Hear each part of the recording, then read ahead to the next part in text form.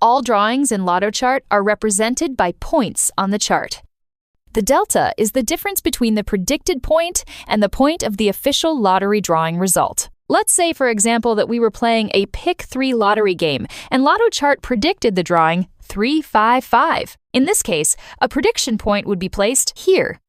However, when the official drawing was announced, the actual drawing results were 352. Therefore, the official drawing point would be placed here.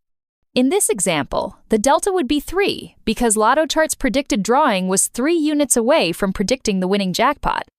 Had Lotto Chart predicted 352 exactly, then the delta would be 0 because Lotto Chart predicted the jackpot. Similarly, the accuracy percent, or prediction accuracy, represents how close Lotto Chart's prediction is to the actual drawing. The closer the accuracy percent is to 100, the closer the prediction was to the jackpot. The further the prediction point is from the actual drawing, the lower the accuracy percentage will be.